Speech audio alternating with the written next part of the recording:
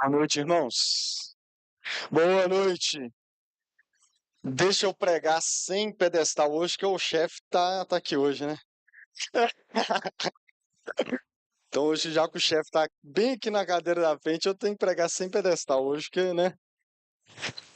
Meus irmãos, muito feliz de estar aqui com vocês nessa nossa conferência de carnaval, para que a gente possa adorar o Senhor como nosso costume, né? Podemos dizer que adorar a Deus é o nosso costume, é o nosso hábito, é o que gostamos de fazer. Então, de certo sentido, não há nada novo, amém? A não ser o fato de que teremos culto o final de semana inteiro. De resto, de certo sentido, nós já estamos fazendo tudo aquilo que nós estamos acostumados e estamos, na verdade, treinando e ensaiando para adorá-lo eternamente por toda a eternidade lá na glória. Amém? Abra sua Bíblia comigo no Evangelho de Mateus, capítulo 13. Mateus, capítulo 13, verso 44.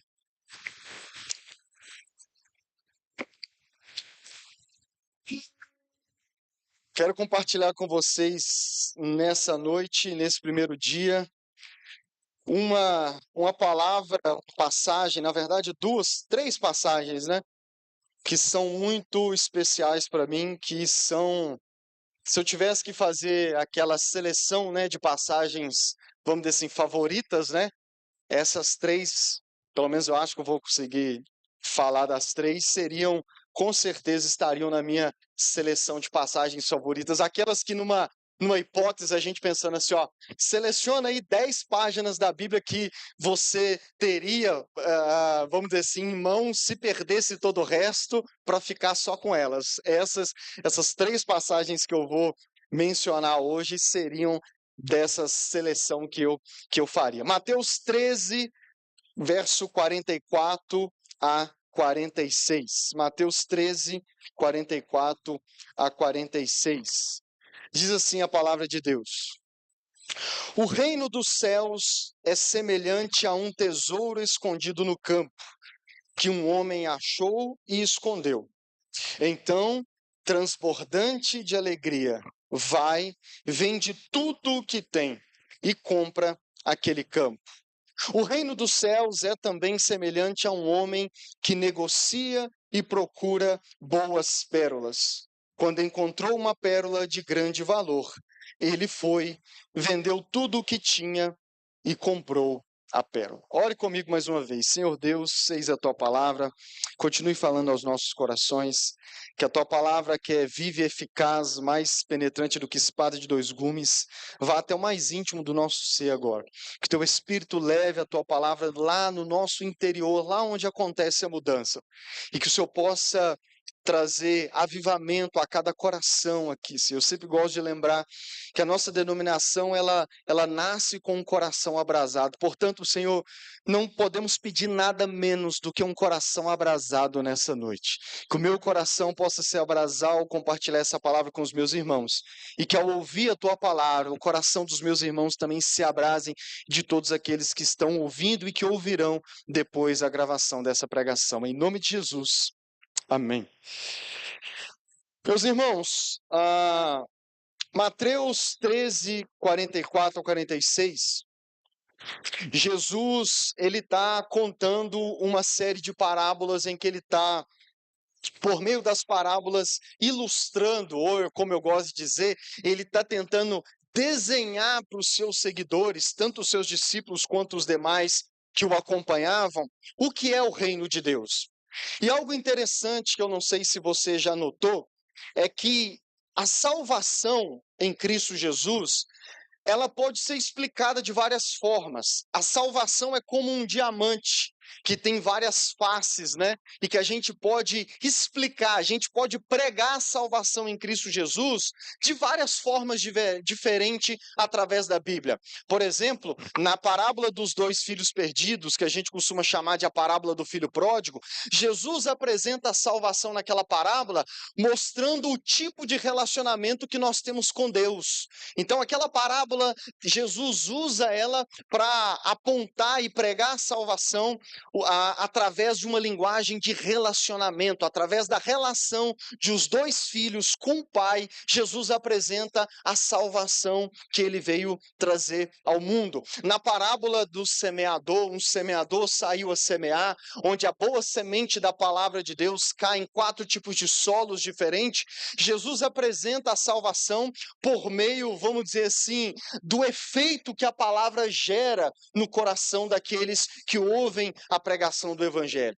E aqui nessas duas parábolas, que são muito parecidas, mas ela tem detalhes diferentes, por meio dessas duas parábolas, e podemos dizer que no evangelho de Mateus, Jesus apresenta a salvação usando a linguagem do reino de Deus. Inclusive, nós terminamos o estudo do evangelho de Marcos, vamos ter 4 semanas de podcast e depois entramos no evangelho de Mateus, onde a gente vai poder explicar isso melhor. Mas no evangelho de Mateus, Mateus, através da forma que ele escreve a história de Jesus, ele foca em Jesus mostrando a salvação que ele veio trazer através da linguagem do reino de Deus. Mateus vai repetir muito o reino de Deus ou reino dos céus, e é por isso que aqui nessa parábola ele está dizendo: o reino dos céus é semelhante. Ele vai mostrar para as pessoas a salvação que ele veio trazer, que ele veio oferecer, que ele veio cumprir, que ele veio, vamos dizer assim, consumar para todos aqueles que estavam perdidos, usando essa linguagem do reino. E especificamente, o que ele faz em Mateus? Em Mateus, salvos são aqueles que já fazem parte do reino de Deus. Perdidos são aqueles que ainda não fazem parte do reino de Deus. Então, no evangelho de Mateus, é basicamente isso que ele faz. Ele vai mostrar para os seus seguidores que salvos, que aqueles que já encontraram a salvação, são aqueles que já fazem parte do reino. E aqueles que ainda estão perdidos são aqueles que estão fora do reino. Não sei se você vai se lembrar, um dia ele até fala com os fariseus: vocês não entram e nem deixam os outros entrar. Ele repreende os fariseus e diz: as prostitutas e os publicanos estão entrando primeiro do que vocês. Então ele usa essa linguagem da salvação, mostrando aqueles que são salvos, que fazem parte do reino, e os que estão perdidos, aqueles que estão fora do reino de Deus. E ele vai fazer isso aqui nessas duas parábolas. Mas o que ele vai fazer aqui? Ele vai contar 2 parábolas e ele vai tentando ajudar as pessoas a, penso eu, fazer um teste para saber se elas já fazem parte do reino ou não. Jesus conta 2 parábolas que na minha leitura ele expressa, vamos dizer assim, o sentimento que toma o coração daqueles que já fazem parte do reino de Deus. Então eu percebo aqui nessa parábola, Jesus vai fazer o seguinte: olha, vocês querem fazer um teste, vocês querem avaliar talvez o coração de vocês para saber se vocês já estão no reino ou não, para saber se vocês já são salvos ou não. Então vamos lá, eu vou contar 2 parábolas para vocês e ao ouvi-las você faz o teste. E aí ele conta essas 2 parábolas que na minha leitura ele vai tratar do coração daqueles que já entraram no reino, que já alcançaram a salvação, que já foram salvos. Quem me entende até aqui? Então essas 2 parábolas na minha leitura, Jesus vai falar do coração, ou como eu vou dizer aqui, da sensação, do sentimento que é tomado no coração daqueles que fazem parte já do reino de Deus, daqueles que a salvação já os alcançou. E é claro que o oposto também é verdade. Ele vai mostrar um sentimento que falta no coração daqueles que ainda estão perdidos e que ainda não fazem parte do reino de Deus. Então vamos às parábolas. Verso 44 primeiro. O reino dos céus é semelhante a um tesouro escondido no campo, que um homem achou e escondeu. Então, transbordante de alegria, ele volta, vende tudo o que tem ou que tinha e compra aquele campo. Jesus faz as pessoas imaginar uma cena. Qual é a cena? Imagine um homem trabalhando no campo. E vocês sabem que naquela época os trabalhos, a esmagadora maioria do trabalho era braçal, era de campo. Então Jesus está dizendo: imagina um homem que está no seu trabalho do dia a dia, no campo. Quem sabe talvez o trabalho dele era arar a terra. O fato é que era algum tipo de trabalho relacionado a lidar com a terra. E ele está ali lidando com a terra, e Jesus diz assim: esse homem trabalhando no seu dia a dia ali, ele por acaso encontra um tesouro. Então imagina aquela cena de filme, você talvez cavando ou com algum material pontiagudo, arando a terra, fazendo algo na terra, e por acaso você bate em alguma coisa. Já viu o filme assim? Você bate e, opa, tem alguma coisa aqui. E aí a curiosidade te faz cavar, cavar, cavar, e você acha um tesouro. E aí é bem aquele tipo de filme mesmo em que você acha talvez um baú seja grande ou pequenininho. O fato é que Jesus diz que esse homem acha um tesouro por acaso, ele não estava procurando, ele estava no seu trabalho normal, trabalhando como um dia qualquer, né? Trabalhando mais um dia debaixo do sol, mas aquele dia foi diferente porque, mesmo sem procurar, ele encontra um tesouro. E Jesus diz que ele abre esse tesouro. Por que ele abre esse tesouro? Porque quando ele abre e vê que é um tesouro, a Bíblia diz que Jesus diz que ele já é tomado de uma alegria e que ele olha para um lado, olha para o outro, cobre de volta. Imagina a cena. Ele tampa de novo, ele volta a terra para cima do tesouro, olha para um lado, olha para o outro para ver se ninguém viu, volta para sua casa e começa a vender tudo o que ele tinha. Ele começa a vender, ele começa a anunciar e ele de fato vende tudo o que tinha. E ele vai lá no dono do terreno e ele compra o terreno inteiro onde aquele tesouro havia se encontrado. Imagina o coração daquele homem, irmãos. O ponto é, esse homem ao encontrar aquele tesouro, ele foi tomado por um sentimento, e que a gente não sabe como ele fez esse cálculo, mas o que fica implícito aqui é que de alguma forma ele fez um cálculo na cabeça dele. Qual foi esse cálculo? Meu Deus, esse tesouro que eu acabo de encontrar, com certeza, ou no mínimo ele supôs que aquele tesouro tinha um valor muito maior do que tudo que ele tinha já conquistado na vida. E não apenas tudo que ele já tinha conquistado, mas aquele tesouro no cálculo dele era muito mais valioso, não só do que ele tinha, a ponto dele voltar lá e vender tudo. Ele não venderia se o tesouro fosse, vamos dizer assim, fosse menos do que o valor que ele já tinha conquistado. Mas ele vai e faz o cálculo. Isso vale muito mais do que tudo que eu já conquistei. Talvez ele já tinha uma casa própria, talvez ele já tinha o seu burrinho próprio, né? Ele volta e vende tudo. Mas não só isso, irmãos.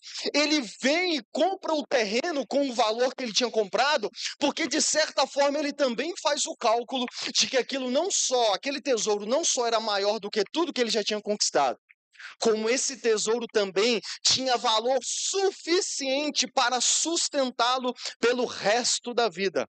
De fato, que provavelmente ele inclusive compra o terreno da mão do seu ex-patrão, certo? Então ele compra aquele terreno porque, de certa forma, ele é tomado por esse sentimento, essa sensação em que esse tesouro que eu acabo de encontrar vale muito mais do que eu já comprei. E vale muito mais do que eu poderia juntar. Esse cálculo que eu fazia de, eu preciso trabalhar mais 1, 2 anos, esse tesouro vale mais do que os meus dias de trabalho. Jesus conta uma segunda parábola nos 45 e 46. Ele diz: o reino dos céus é também semelhante a um homem que negocia e procura boas pérolas. Quando encontrou uma pérola de grande valor, ele foi, vendeu tudo que tinha e comprou a pérola. Parece a mesma coisa, mas é um pouquinho diferente. Porque o segundo homem que Jesus descreve, esse já é diferente do primeiro. O primeiro não estava buscando, o segundo já estava buscando. O segundo, ele era um negociador de pérolas de grande valor.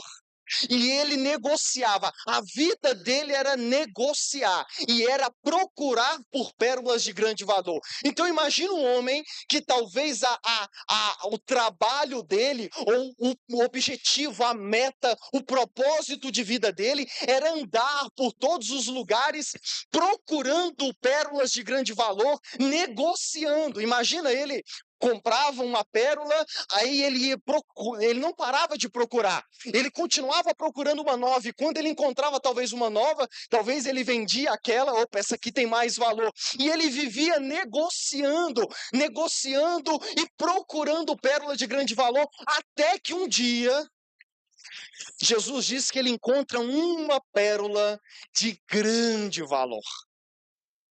Um dia ele procurava tanto que um dia ele achou. E ele acha uma pérola de grande valor, e que ele também, assim como o primeiro, faz o cálculo, e talvez o segundo sabia fazer mais o cálculo do que o primeiro, mas esse segundo faz o cálculo e ele diz: meu Deus, essa que eu acabo de encontrar vale mais do que todas as outras que eu já encontrei até aqui. Essa que eu acabo de encontrar, ela vale mais do que as outras. E ele volta também, vende tudo o que tinha e compra aquela pérola. E eu percebo que Jesus está tentando dizer que a sensação desse homem é mais ou menos assim: olha, tudo que eu buscava, enfim eu encontrei. Aquela sensação de que eu procurei, eu andei por tanto tempo procurando, e até hoje não achei, mas enfim, hoje eu encontrei uma pérola, que é diferente de todas as outras que eu encontrei até aqui. Essa que eu acabo de encontrar, ela vale muito mais do que as outras, a ponto de eu vender, talvez, não só as pérolas que eu já tinha achado até aqui, mas tudo que eu já encontrei até aqui. E eu percebo, leio esse homem sendo tomado de um sentimento de que, até que enfim, a minha busca acabou. Eu agora vou comprar essa e eu não preciso mais procurar, porque tudo que eu buscava eu achei agora. Ou o que eu tanto buscava, agora eu achei algo que vale muito mais. De forma que agora eu posso parar de procurar. Então eu vou vender tudo que eu tenho para garantir essa, porque essa vale mais do que tudo que eu já conquistei até aqui. Tudo aquilo que eu vivi a minha vida procurando, que eu julgava que era bom, agora eu achei algo que vale muito mais do que tudo que eu já encontrei e que eu já busquei na minha vida. Jesus acaba assim. E o que Jesus está querendo mostrar para as pessoas? Jesus usa essas duas histórias, como eu disse para vocês, para ajudar as pessoas a entenderem o sentimento que toma o coração daqueles que já fazem parte do reino de Deus. Porque o foco, irmãos, dessa parábola, dessas duas parábolas, é o coração daqueles que já fazem parte do reino. Quem aqui já pegou? Jesus está mostrando, está ajudando as pessoas a fazer um teste. E qual que é o teste? Como está o meu coração? Porque Jesus está mostrando, olha, você quer entender como é o coração daqueles que já entraram no reino? Daqueles que já fazem parte do reino, daqueles que já conheceram, já entraram, a salvação já tomou o coração deles. Então, o coração deles, o sentimento que toma o coração deles é igualzinho desses dois caras da parábola. E aqui, irmãos, fica muito óbvio, você sabe essa, você não erra essa. Na vida real, não na parábola, na vida real, quem é no reino de Deus a pérola de grande valor ou o tesouro que aqueles que fazem parte do reino de Deus encontraram na sua vida? Quem é? Quem é? Tá hesitando ainda. Quem é o grande tesouro e a pérola de grande valor? Jesus. Jesus é esse tesouro. Jesus é essa pérola de grande valor que aqueles que já entraram no reino de Deus encontraram um dia em suas vidas. O que Jesus está dizendo e está nos ajudando a perceber ou a fazer um teste no nosso coração é que, será que esse sentimento já tomou o seu coração? Qual sentimento, Lucas? Vamos ao primeiro. Aqueles que já fazem parte do reino de Deus, aqueles que já, de fato, contemplaram um Cristo crucificado, aqueles que já olharam para a cruz e viram o Cristo como glorioso, aqueles que já olharam para Jesus, ouviram falar de Jesus e não viram um homem comum, um homem apenas histórico, mas alguém glorioso, mas o Senhor, o Salvador de todas as coisas. Qual é o sentimento que toma o coração deles? Bom, assim como o primeiro homem da parábola, o sentimento que toma o coração daqueles que são verdadeiros cristãos, daqueles em quem a salvação já alcançou, é como esse homem que talvez nem buscava. Talvez você é alguém que não procurava grandes coisas na sua vida, que a exemplo daquela canção antiga, você vivia deixando a vida te levar. Talvez você era alguém, ou talvez você ainda é alguém, que você não está buscando nada na sua vida. Sabe aquelas pessoas que acostumam com o jeitinho que a sua vida é e simplesmente vai vivendo. Ah, eu já tenho o que comer, o que beber, o que vestir, eu já tenho meu emprego, então agora deixa a vida me levar, a vida leva eu, vou tocando, eu vou vivendo a vida, eu vou para onde a vida me levar, né? Ou então, como alguns cantavam antigamente, o acaso vai me proteger quando eu estiver por aí. E segue essa sua vida. Mas Jesus está dizendo que existem pessoas que mesmo sem procurando grandes coisas na sua vida, mesmo vivendo talvez uma vida, e aqui entendo o que eu vou dizer, uma vida patética, ou como alguns gostam de dizer, uma vida medíocre, Jesus diz que algumas pessoas e alguns cristãos, eles poderiam descrever com essas palavras, se conseguissem, o fato de que eles não estavam buscando nada demais na sua vida, mas um dia se depararam com um tesouro, com um grande tesouro na sua vida. Irmãos, verdadeiros cristãos são aqueles que poderiam dizer dessa forma: eu um dia não estava procurando nada, mas um dia, e aí da nossa perspectiva, sem eu procurar, sem eu estar querendo buscar, um dia eu encontrei um tesouro, um dia eu encontrei um Senhor, um dia eu ouvi falar de um Senhor, de um Jesus, que no fim das contas eu descobri, a minha ficha caiu, os meus olhos se abriram para ver que ele era um grande tesouro que eu acabei de encontrar. Irmãos, quantos de nós poderiam dar o testemunho de que esse é o exemplo da sua conversão? Eu não sei a sua história de conversão, mas a minha é parecida com a desse homem. Eu não buscava grandes coisas, eu não era do rolê, eu nunca curti carnaval na minha vida, nunca. Carnaval para mim era para jogar bola. Eu nunca busquei. Um dia eu estava na escola, como um dia comum, e três amigos me chamam para ir num culto, e eu vou nesse culto e encontro um grande tesouro. Talvez você poderia dizer que essa é a sua história. E deixa eu dizer para você, não é um menos testemunho, porque existem pessoas que de fato não estavam buscando grandes coisas na sua vida, mas um dia encontraram o maior tesouro do mundo. A ponto de você ser tomado de um sentimento de que esse Jesus que eu acabo de conhecer, ele é muito maior do que todas as coisas. E aqui no caso, não que eu busco, mas que eu tenho.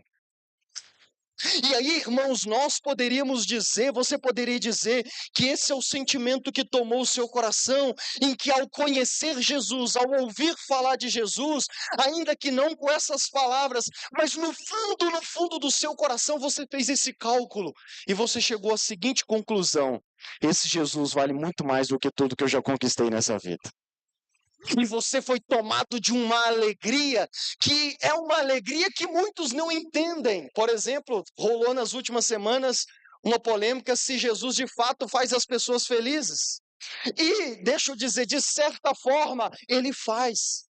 Porque aqueles que verdadeiramente conheceram o Jesus real, eles são tomados dessa alegria inexplicável que enche o seu coração, e eles são tomados disso, como Wesley, o coração abraça, a ponto deles fazerem esse cálculo: ele vale muito mais do que tudo que eu já conquistei na minha vida, a ponto de que se eu precisar largar, vender, abrir mão de tudo que eu já conquistei até agora, eu abro. Talvez você está aqui, poderia me contar a sua história do tanto de coisas que quando você encontrou Jesus você abriu mão. ou do dos anos de caminhada que talvez você já tem, e que você poderia sentar e contar. Lucas, se eu te contar o tanto de coisas que eu já abri mão por causa de Jesus, porque essa é a história dos verdadeiros cristãos. Quando conhecem de fato o Cristo crucificado, o Jesus real, o Jesus que ressuscitou ao terceiro dia, eles são tomados de uma alegria transbordante, a ponto deles venderem tudo, se for preciso, para poder ficar com Jesus. E não só na conversão, no processo de conversão, mas essa continua sendo uma verdade no coração daqueles que conhecem Jesus. Qualquer coisa eu abriria mão, eu venderia qualquer coisa para poder ficar com esse tesouro. Mas Jesus também falou sobre o segundo homem. E qual é a sensação que é tomada no coração do segundo homem? Se o primeiro não procurava, o segundo já é diferente, o segundo buscava. E quem são esses que fazem parte do reino de Deus e se assemelham a esse segundo homem? São aquelas pessoas, ou talvez você também poderia me contar o seu testemunho, ou talvez você está aqui e ainda se identifica dessa forma. Quem é você? Você é aquele que, antes de conhecer Jesus, vivia buscando a sua felicidade, a sua realização em tantas coisas dessa vida. São aquelas pessoas que vivem a sua vida negociando, sabe? Buscando algo de valor, e talvez essa é a sua história. Talvez antes de conhecer Jesus, você andou por tantos lugares, procurando realização, procurando felicidade, procurando alegria, e você negociava, e você buscava, e talvez você negociava e buscava no colo de tantos outros homens, ou no colo de tantas outras mulheres, ou no colo de um só, talvez, não sei, mas você buscava, ou você, nesse período de carnaval, andava como muitos já começaram a fazer hoje, na verdade, alguns já começou desde a semana passada, a começar a buscar no carnaval algo que os satisfaça, algo que os realize, algo que leve eles a ser tomado desse sentimento que somente verdadeiros cristãos são tomados. E aí eles vivem buscando, negociando, e eles não só vivem os 4, 6 dias de carnaval buscando, mas vão viver o resto do ano buscando isso. Talvez essa era a sua história ou é a sua história. Talvez, se o Espírito te convencer neste momento, a sua ficha vai cair de que tantas coisas que você buscava, a forma como você trabalhava desesperadamente por causa de mais dinheiro, e você dizia que era para pagar as contas, ou comprar, vamos dizer assim, conquistar suas coisas, mas deixa eu te dizer, às vezes não, às vezes você estava buscando realização, uma verdadeira alegria no seu coração. Talvez você solteiro, ou você que já passou, e aqui perdoem, tá, a minha forma direta de dizer nessa noite, mas talvez o porquê você já se entregou para tantos homens ou para tantas mulheres, é essa busca em que você vivia negociando e buscando, e aí você encontrava um e dizia, não, essa é a pérola agora, mas aí daí um tempo depois você falava, não, aquela não era, essa aqui, e você vivia buscando, buscava no dinheiro, buscava nas realizações, ou como eu, buscava no futebol. Que talvez para você não seja um testemunho impactante, mas eu conheço o meu coração, eu conheço Lucas antes de Jesus. O Lucas antes de Jesus nunca buscou em mulheres, nunca buscou no carnaval, nunca buscou em boates e curtição, mas ele buscava a sua realização jogando bola o dia inteiro. Jogando bola quando a luz do sol apagava, ele ia para casa e ia jogar no videogame. É assim que eu buscava a minha realização. É assim que eu buscava, e quando não era no futebol, era na pornografia. E eu buscava algo que me completasse, algo que tomasse o meu coração. E talvez a sua vida, talvez ainda é uma vida de busca, em que você busca tantas coisas. E hoje em dia, na época de redes sociais, como poderíamos aplicar isso à era das redes sociais? Eu estava vendo um vídeo de uma moça hoje, e um dos comentários lá, estava lá assim, o que as pessoas não fazem hoje por likes, meu Deus, uma moça comentando o vídeo dela, e de fato é isso, quantas pessoas hoje não buscam nas redes sociais essa realização, muitos querem ser influencer digital, não sei o que, viralizar um vídeo, não é para poder ganhar dinheiro com isso como forma de trabalho, não, é porque talvez o que ela mais gosta de fazer é ver o tanto de curtida que teve. E talvez um mínimo sentimento do seu coração de você postar algo e ficar ali preocupado se as pessoas já estão curtindo, não é porque talvez você achou o seu conteúdo legal, mas é porque você está ainda nessa busca por algo que te complete, por algo que mexa com você. E nesse sentido, você é como esse segundo homem que vivia buscando e negociando. Mas a boa notícia é que Jesus disse que esse homem um dia encontrou uma pérola de grande valor. A boa notícia é que talvez alguns de vocês poderiam contar o seu testemunho de que um dia, procurando, depois de tanto procurar, você encontrou uma pérola de grande valor. Você encontrou Jesus Cristo. Você encontrou o autor e consumador da sua fé. Você encontrou aquele que sofreu, morreu e ressuscitou o terceiro dia para você. E quando você o encontrou, seus olhos brilharam. E você disse: a minha busca agora acabou. Eu não preciso mais buscar mais. E deixa eu dizer, irmãos, esse é o sentimento que toma o coração dos verdadeiros convertidos. É o sentimento de que aquilo que eu tanto buscava, eu encontrei. Ou, na verdade, aquilo em que eu busquei em tantas outras pérolas de grande valor que tem nesse mundo, eu não preciso buscar mais, porque eu agora achei uma pérola de grande valor que justifica, inclusive, eu abrir mão de todas as que eu já conquistei até hoje, para ficar somente com ela. Somente com ela. Irmãos, esse é o sentimento que toma o coração dos verdadeiros cristãos. Por isso que essas duas parábolas, irmãos, de certa forma, é um teste. Por que um teste? Porque diante dessas duas parábolas, nós podemos examinar o nosso coração. E deixa eu dizer, só esse segundo homem justificaria essa pregação nessa conferência Recarga.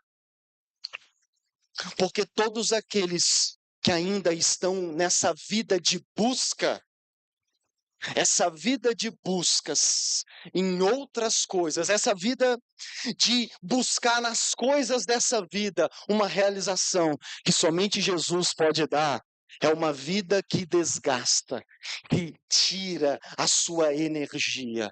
A pior, talvez você vai concordar comigo, mas uma das piores sensações do mundo é aquela sensação de nadar, nadar, nadar e morrer na praia. É aquela sensação de buscar, buscar, buscar e não encontrar. É aquela sensação de não, o próximo namorado, esse vai ser. E aí acontece, não, não era. A próxima namorada vai ser, o próximo casamento vai ser. Não, não, a próxima que eu pegar na balada vai ser. Não, não, não, o próximo emprego que eu ganhar mais, esse vai ser. E essa sensação de que, como diz um verso da Bíblia, um abismo vai chamando outro abismo, porque enquanto não encontramos Jesus, essa vida de busca é só um abismo chamando outro abismo. Em que você vai se desgastando na busca, e quanto mais você busca e não encontra realização, mais força você coloca, e quanto mais força você coloca, mais você se desgasta, e quanto mais você se desgasta, maior é a sua frustração. Por isso que nós vemos hoje, inclusive, pessoas que se tornam famosas na internet e que não são realizadas. E aqui eu não quero banalizar, porque eu sei que existem casos e casos. Mas entenda o exemplo que eu vou dar. Não sei se você viu essa semana, mas o Whindersson Nunes se internou de forma voluntária numa clínica psiquiatra. Para tratar o quê? Para tratar o seu emocional, a sua cabeça. É claro que, irmãos, eu estou dizendo que cada caso é um caso, mas deixa eu te dizer, existem pessoas que o fato de tanto hoje elas estarem mal, vamos dizer assim, da cabeça, na verdade é esse cansaço de uma busca que não tem fim. Mas Jesus diz aqui, ao fazer essa comparação, que do outro lado, aqueles que encontraram Jesus são aqueles que são tomados desse sentimento, dessa sensação de que eu não preciso buscar mais. Eu não sei se é o sentimento que toma o seu coração. Eu não preciso de mais nada. Se eu estiver namorando bem, se eu não tiver, amém. Se eu casar bem, se eu não casar, amém.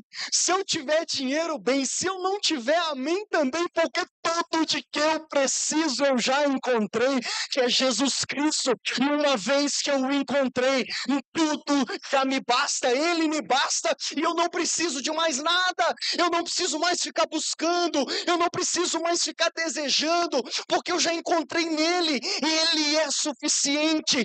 Ele já é o tesouro de grande valor, ele já é uma pérola que justifica a minha existência, que justifica eu acordar na segunda de manhã, que justifica eu vir em todos os cultos da igreja, que justifica eu ofertar, que justifica tudo nessa vida, irmãos.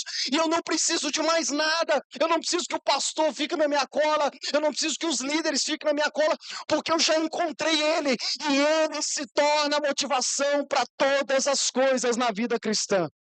Esse é o sentimento que toma o coração daqueles que o fazem. E o detalhe especial, que eu não posso deixar de mencionar, é que você viu que os dois homens não abriram mão do que abriram, não venderam tudo que venderam, com pesar no coração. Você já fez algo na sua vida que você até fez, mas você poderia confessar que você não fez com um coração bom? Quem já fez? Quem aqui é filho e falar que nunca fez isso, você está mentindo. Porque quantas vezes seu pai e sua mãe mandam você fazer um trem, né? Que você fica assim, mas quando olha, tu sai chutando, bate porta, tu vai e faz. Tu fez, eu amo fazer as coisas. Não, não, não, não. Você fez porque é melhor obedecer, né? Do que quem manda quem pode, obedece quem tem juízo. Mas deixa eu te dizer, os dois homens da parábola, os dois voltou para vender tudo, transbordando de alegria, que é outra característica maravilhosa dos cristãos verdadeiros. Tudo que eles abrem mão na vida, no passado, no presente ou no futuro. Porque os verdadeiros cristãos, eu vou falar disso daqui a pouco, eles não fazem com pesar. E deixa eu dizer, é isso que aqueles que não estão no reino não entendem. É isso que o Daniel Pax, a gente achava que ele entendia, mas ele não entendeu. Porque quando ele vai falar que Jesus não faz a gente feliz, ele fala das coisas que a gente tem que abrir mão por Jesus. E é isso que ele não entende. Porque os verdadeiros cristãos, irmãos, eles abrem mão de coisas, e deixa eu dizer, coisas boas dessa vida.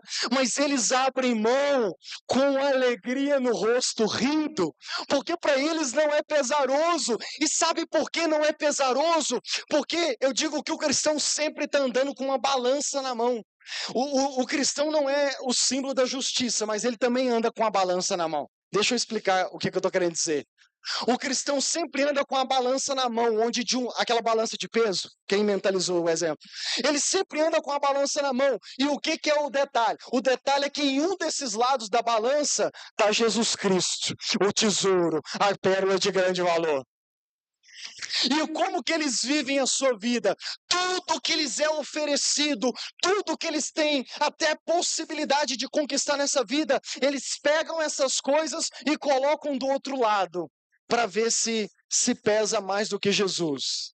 Mas deixa eu dizer para você, no coração do verdadeiro cristão, nada nessa vida que ele possa colocar na balança vai pesar mais do que Jesus. Portanto, já é um mero ritual, porque no fundo, verdadeiros cristãos sabem que não existe nada nessa vida que possamos colocar do outro lado da balança que vá pesar em preciosidade, em valor do que o nosso Senhor Jesus.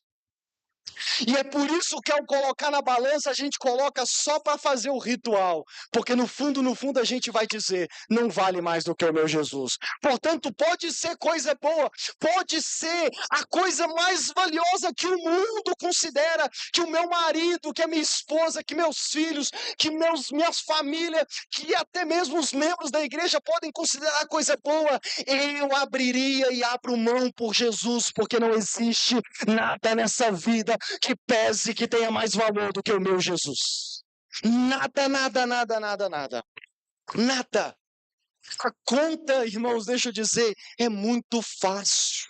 É muito fácil. Está com a Bíblia aberta aí? Filipenses capítulo 3.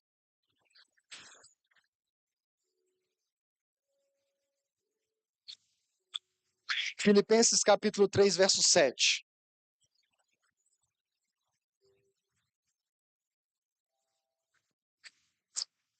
Filipenses 3, 7. Preste atenção.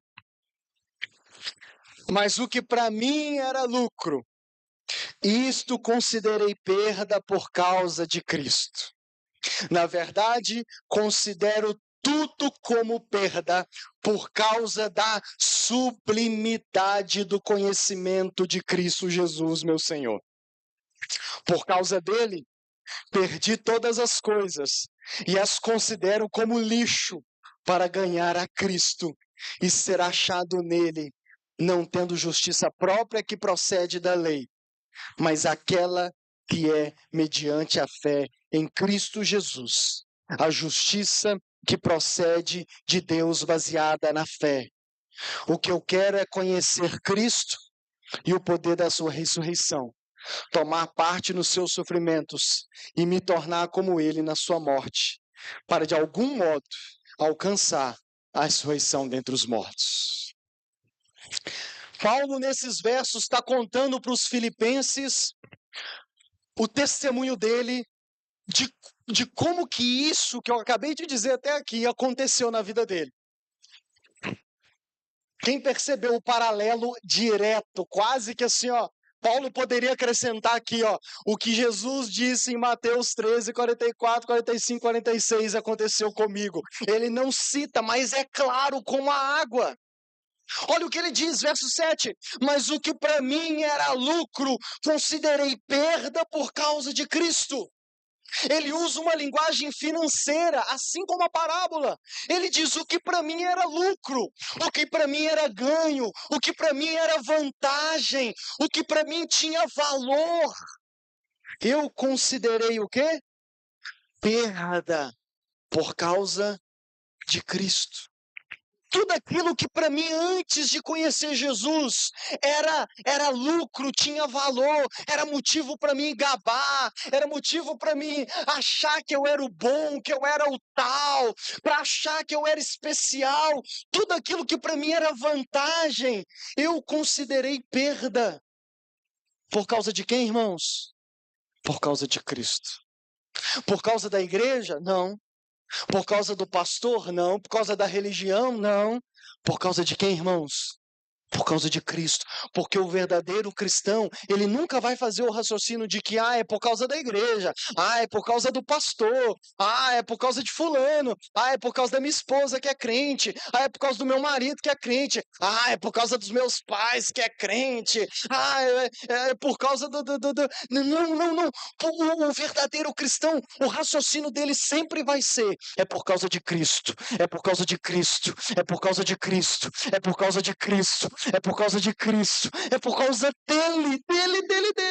Verso 8, na verdade, considero, aí ele vai, tipo assim, ó, tudo que eu considerava lucro, eu considerei perda. Aí ele vai acrescentar, ele fala, não, peraí, deixa eu dizer de outra forma. Na verdade, eu considero tudo como perda, por causa da sublimidade do conhecimento de Cristo Jesus. Na verdade, não era só o que eu considerava lucro.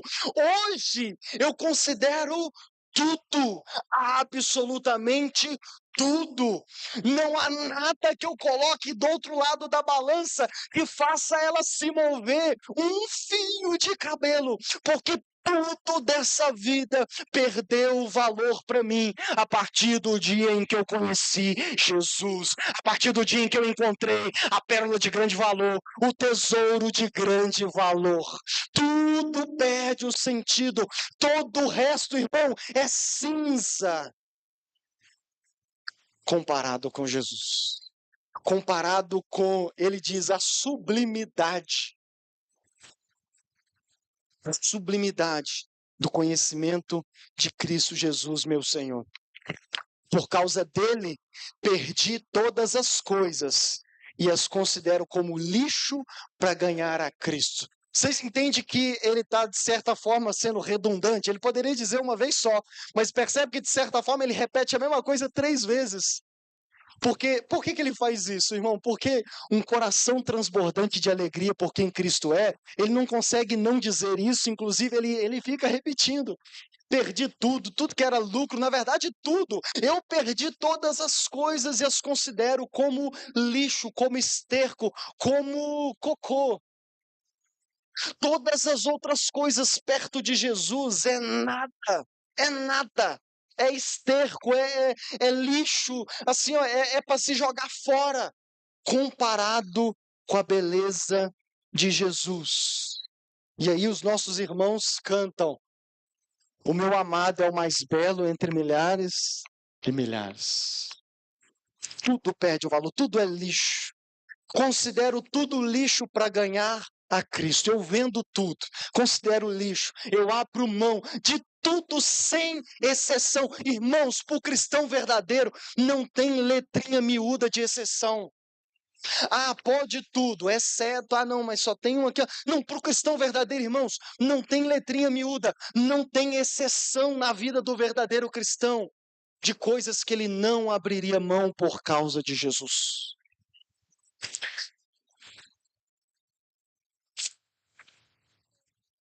Eu não sei o quanto você conhece de futebol, mas permita-me usar um exemplo. O maior campeonato do mundo de futebol, de clubes, de times, depois da Copa do Mundo, alguns consideram até melhor do que a Copa do Mundo, é um campeonato chamado Liga dos Campeões. E o maior campeão desse campeonato é o Real Madrid. Ganhou ele 15 vezes. É o time que maior já ganhou esse campeonato. E o número de vezes que eles ganharam o campeonato para o segundo time que mais ganhou é o dobro, para vocês terem uma noção. Esse é um time que todo campeonato, quando o campeonato tem todo ano o campeonato. Então, quando começa o campeonato de novo, todo mundo já põe o Real Madrid lá como favorito, porque não tem time que mais já ganhou esse campeonato e que mais se dá bem nesse campeonato. O ano retrasado, um dos jogadores desse time foi entrevistado e perguntaram, eles estavam em busca do 14º. Eles ainda não tinham ganhado o 14º e nem o 15º. Por isso que foi uns 2 anos atrás. Perguntaram para ele: o que você daria pelo 14º título? E a resposta dele foi: até a minha esposa eu daria pelo 14º título.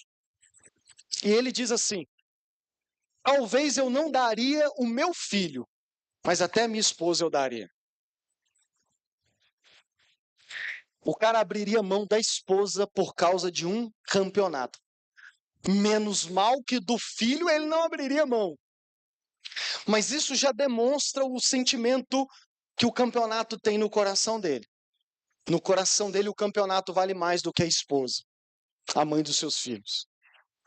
E a única exceção seria o filho. Deixa eu dizer, isso é uma blasfêmia quase. Mas deixa eu dizer uma coisa para vocês. Se a pergunta fosse: o que você estaria disposto a abrir mão por Jesus? Dizer que abriria mão até da esposa por Jesus não seria blasfêmia. Agora, do outro lado, dizer que eu abriria mão de tudo, só do meu filho que não, seria um pecado. Porque para o cristão verdadeiro, não deveria haver nada, nada nessa vida que ele não abriria mão por causa de Jesus. Nem o cônjuge, nem os filhos, nem o trabalho, nem todo o conforto do mundo, nem 5 bilhões de reais, não deveria, não há no coração do verdadeiro cristão, nada nessa vida que ele não abriria mão por causa de Jesus. E é aqui que talvez a gente entende um versículo que é uma das passagens mais difíceis de entender no Novo Testamento. Mateus 10, 37.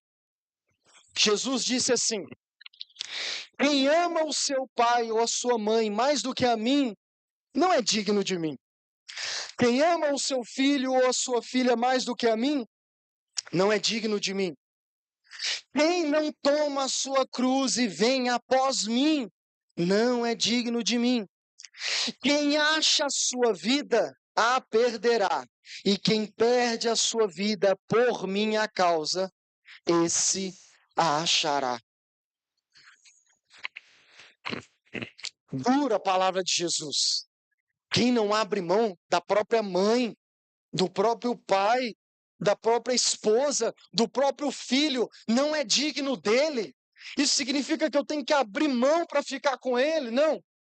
O ponto aqui é o seguinte: se você não está disposto a abrir mão de todas essas coisas, se fosse necessário por minha causa, você ainda não entendeu quem eu sou. Você ainda não entendeu quem de fato eu sou. É aquele homem leproso, o Simão, que o pastor Jeff citou na aula quarta-feira, que enquanto a mulher se derramava aos pés de Jesus, ele dizia: "Oh, se ele soubesse quem é essa daí." Irmãos, o ponto é que aquela mulher entendeu aos pés de quem ela estava. Aquele que não está disposto a abrir mão de tudo, inclusive os relacionamentos mais profundos de pai, mãe, esposa e filho dessa vida, por causa de Jesus, não é digno dele porque ainda não entendeu quem ele é. Porque quem entende quem ele é, está disposto a abrir mão de tudo e qualquer coisa, se for necessário, dessa vida. Porque compreende que ele é o mais belo entre milhares e milhares. Ele vale mais do que todo mundo junto. E detalhe é que o verdadeiro cristão não só deveria ou abre mão de esposa, filho, cônjuge, o que for por causa de Jesus, mas os verdadeiros cristãos estão dispostos a abrir mão até da própria vida. E é por isso que ao longo da história da igreja nós temos homens e mulheres, e ainda temos hoje em alguns países do mundo, homens e mulheres que de fato abrem mão da sua vida. Por quê, irmãos? Por causa da igreja? Por causa do pastor? Não deveria. Por causa de quem? Por causa de Jesus. Aquele que tira a sua própria vida ou se entrega à morte por qualquer outro motivo nessa vida, nós chamamos de... E é um pecado. Agora, quando alguém abre mão da própria vida por causa de Jesus, nós chamamos de mártir por toda a história da igreja. Por quê? Porque eles abrem mão da própria vida mesmo diante da morte. Não por causa da igreja, não por causa do seu partido político, mas por causa do Senhor dos Senhores e dos Reis dos Reis. Aquele que é a pérola de grande valor, aquele que é o maior tesouro. E é por isso que ainda hoje, em alguns países do mundo, irmãos nossos vão cantando e adorando para o matadouro. E são decapitados, e são metralhados, e morrem de formas que a gente nem pode ficar compartilhando. Por causa de quem? Porque encontraram uma pérola de grande valor, que é o Senhor Jesus. Último verso que eu quero ler. 1 Pedro capítulo 1, verso 8 e 9. Olha o que Pedro diz. Mesmo sem tê-lo visto, vocês o amam. Mesmo não o vendo agora, mas crendo nele, exultam com uma alegria indescritível e cheia de glória, obtendo o alvo dessa fé, a salvação da alma. Pedro escreve isso para cristãos que não viram Jesus pessoalmente. E nesse sentido são como eu e você. Nós nunca vimos Jesus pessoalmente. Nós não andamos com ele. Nem com ele, nem com os apóstolos. Amém? Não andamos nem diretamente com Jesus e nem com os apóstolos que andaram com ele. Nós temos apenas os escritos dos apóstolos. Mas Pedro escreve para cristãos que já na época dele eram assim. E olha o que Pedro diz: mesmo sem tê-lo visto, vocês o amam. E mesmo não o vendo agora, porque um dia o veremos, crendo nele, vocês exultam com uma alegria indescritível, cheio de glória. Esse é o sentimento do verdadeiro cristão. Mesmo nós, que nunca vimos Jesus, mas por crer nele, pela fé, somos tomados de uma alegria indescritível, que não tem como explicar. Por isso que é difícil até responder o Daniel Pax de como que Cristo nos faz felizes, porque nós não encontramos nem palavras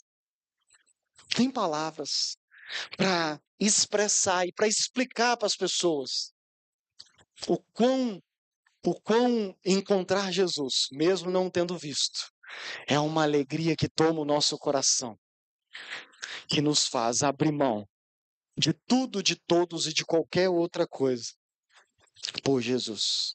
E Pedro diz, e aí assim vocês obtêm o alvo da fé, que é a salvação da sua alma. Esse é o resultado da salvação é uma alegria indescritível e cheia de glória. E todos aqueles que são tomados desse sentimento, ainda que para conforto e consolo seu, você não sabe aí explicar. Ainda que você poderia me dizer, olha, até hoje eu não tinha encontrado palavras para explicar. Mas no fundo, Lucas, é isso que eu sinto. Você está no reino de Deus. A salvação já tomou o seu coração. Porque esse é o sentimento que toma o coração daqueles que creem. E para finalizar, se Jesus não é isso tudo para você, com muito amor e preocupação pela sua alma, eu te digo, você ainda não é salvo. Se você me disser, Lucas, Jesus não é isso tudo para mim ainda. Eu acho que diante disso, eu não poderia dizer então que eu encontrei Jesus. E aqui eu digo com amor e preocupação pela sua alma, você ainda não o conheceu de fato. Você ainda não o conheceu. Segundo lugar, se você diz, Lucas, olha, tem coisas que eu abriria mão e que eu já até abri mão. Mas assim, está disposto a abrir mão de tudo, não. Sabe, se eu for sincero diante de Deus agora, eu poderia enumerar aí umas 3, 5 coisas que eu não abriria mão. Talvez eu não abriria mão desse meu namorado cheiroso, dessa minha namorada cheirosa. Eu não abriria mão daqueles meus amigos, poxa, afinal de contas eu custei para fazer parte da turma ali, Talvez eu não abriria mão da minha carreira, e não sei se vocês viram, teve um funkeiro, é funkeiro mesmo, que recentemente fez o seu último show, e no seu último show anunciou para aquela multidão que ele agora estava deixando a sua carreira de funkeiro. Por quê? Porque havia encontrado uma pérola de grande valor. Porque havia encontrado Jesus. Se você me diz, Lucas, eu ainda tenho umas coisas aqui, sabe, que até fica guardadinho lá num cômodo, no fundo do meu coração, para, sabe, assim, ó, para ninguém nem perceber. Deixa eu dizer, com muito amor e preocupação pela sua alma, você ainda precisa conhecer verdadeiramente Jesus. Em terceiro lugar, talvez você está aqui ou vai ouvir a transmissão e vai dizer assim, eu não consigo entender a cabeça desses crentes. Você pode estar até aqui e pensar assim, ô Lucas, uma coisa que eu não entendo é o crente é o bicho mais esquisito que tem nessa vida. É mesmo, irmão? Porque assim, ó, tem coisas que nem é pecado, que a Bíblia nem diz que é pecado, e eles abrem mão. Sim ou não? Irmão, tem um punhado de coisas que a Bíblia não diz que é pecado e ainda assim a gente não faz. A gente abre mão, a gente vai passar nessa vida sem experimentar. Aí as pessoas dizem, mas não é pecado, por que você não faz? Agora você entende, é porque assim, ó, quando a gente compara com Jesus, Jesus é melhor. Quando dizem, mas se você experimentasse tal coisa, você seria muito, ainda mais feliz. A gente diz, mas eu não preciso. Eu não preciso de mais nada nessa vida para ser feliz. Eu não preciso ter um carro novo, trocar um carro a cada ano. Eu não preciso, eu já sou. Não me falta nada. E talvez agora você entenda, você que está aqui vendo, você que talvez ainda é cético e não entendia a cabeça do crente, e agora você entende. Guarda isso na memória. É que o crente anda com a balança na mão. Ele anda com essa balança na mão. E não há nada que pese na balança mais do que Jesus. E quarto e último lugar, a motivação do verdadeiro cristão para tudo é o Cristo glorioso. Tanto para o que faz, quanto para o que deixa de fazer. Irmãos, os verdadeiros cristãos da igreja, a gente não tinha que ficar motivando eles a vir no culto. Tá vendo? Não tinha que ficar motivando eles a ofertar e dizimar. Não tinha que ficar incentivando eles a vão no culto. Domingo tem culto, a ficar lembrando, sabe por quê? Deixa eu dizer, a motivação para o verdadeiro cristão, para tudo que ele faz e para tudo que ele deixa de fazer, deveria ser Jesus Cristo.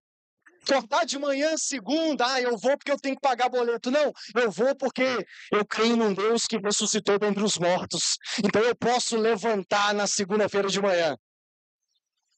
Amém? Tudo nessa vida, Jesus se torna a motivação. E uma vida que tem Cristo como maior motivação, irmãos, deixa eu dizer, você não precisa vir na conferência para fazer uma recarga.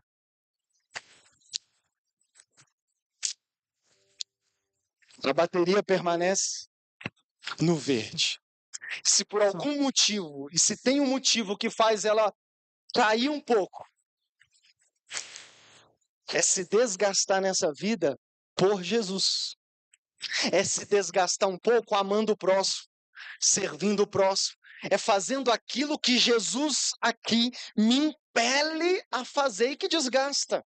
Mas não porque eu estou precisando de uma motivação a mais, não, é porque o pouco que desgastou e que desgasta na vida do cristão, ainda assim ele está desgastando fazendo por um Cristo. Até o desgastar dele é um desgastar por Jesus. Amém? Fique de pé e vamos orar.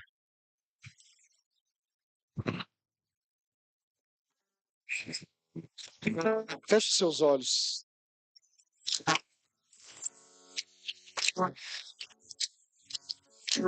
Diante dessa palavra,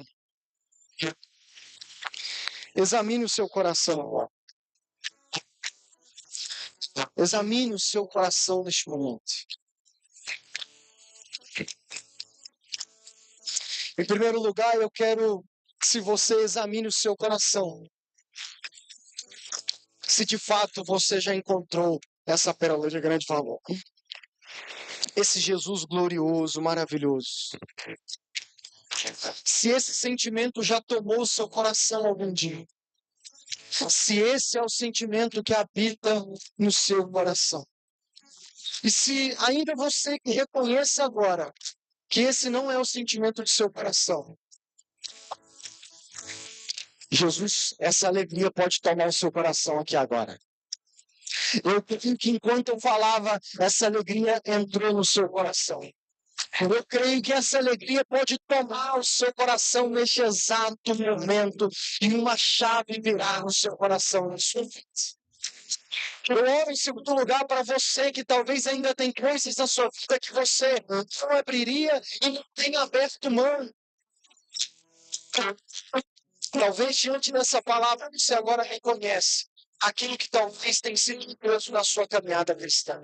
São essas coisas que você ainda mantém na sua vida, que você não estaria disposto a abandonar por causa de Cristo.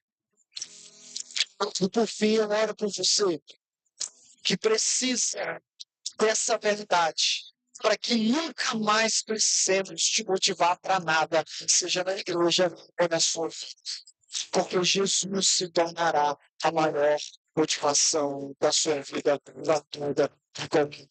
Seja qual for o seu caso, fale com Jesus agora. Ele está aqui, ele pode ouvir a sua oração. O Espírito Santo de Deus está aqui e ele pode abrasar o seu coração agora. Ele pode regenerar o seu coração agora. Ele pode operar o milagre do novo nascimento agora no seu coração. Ele pode fazer com que isso mude no seu coração nessa noite, nessa data. E a partir de hoje, você abra mão de tudo que for por causa de Jesus. Senhor, nosso Deus e nosso Pai. Deus, em nome de Jesus, Pai, nós oramos neste momento, Deus. Diante da Tua palavra, Pai, eu quero orar por aqueles que aqui estão, Deus, e que reconhecem que ainda não foram tomados por esse sentimento, que ainda, Pai, poderiam confessar, e que talvez estão confessando diante do Senhor agora, que esse sentimento ainda não tomou o coração deles, que ainda eles não passaram por essa experiência de ser tomado por essa sensação de que encontraram algo que talvez eles nem buscavam, ou de que encontraram aquilo que eles tanto buscaram em outras coisas nessa vida. Oh, Deus, em nome do Senhor Jesus, Espírito Santo de Deus, toma o coração dessa pessoa agora, regenera o coração dela, os olhos do coração dela para contemplar Cristo crucificado, para contemplar esse tesouro de grande valor, para contemplar a pedra de grande valor que é Cristo Jesus. Ah, Senhor, abre os olhos de cada um aqui para contemplar o Cristo crucificado, para contemplar o Cristo glorioso, aquele que os profetas do Antigo Testamento contemplaram, aquele que os 12 contemplaram, aqueles que todos aqueles que se converteram de fato vêm contemplando ao longo da história da igreja, Senhor. Abre os olhos do coração dessas pessoas para abrir. Abre os olhos do coração delas, Senhor, para que ela enxergue Cristo que os fariseus não enxergavam, Cristo que os romanos não enxergaram, o Cristo que os ateus não enxergam, o Cristo que os céticos não enxergam, o Cristo que os perdidos não enxergam, o Cristo que o Pax não enxergou ainda, o Cristo que talvez, Senhor, aqueles que convivem com essa pessoa ainda não enxergou. Abra os olhos do coração deles, Senhor, para que eles contemplem esse Cristo glorioso, Senhor. Eu oro também por aqueles, Pai, que ainda tem coisas em sua vida, Senhor, que inclusive essas coisas têm sido pretexto para eles. Talvez hoje, Senhor, essa pessoa entendeu o porquê ela é tão pegada a um pecado específico, que esse pecado está ligado a algo que para ela ainda é mais valoroso do que o Senhor. Portanto, eu oro agora pela libertação dessa pessoa. Eu oro para que agora o Senhor a liberte dessa idolatria. Da idolatria seja uma pessoa, seja uma coisa dessa vida, seja o dinheiro, seja bens materiais, o que quer que seja, Senhor, que essa pessoa ainda não abriria mão, assim como o jovem rico não abre mão das riquezas. Eu oro pela libertação dessa pessoa agora. Eu oro que o teu Espírito tome o coração dela e que ela possa viver, Senhor, disposta a abrir mão de tudo e qualquer coisa, se for preciso, Senhor. Que esse sentimento, que essa sensação, que esse fogo arda no coração dos meus irmãos.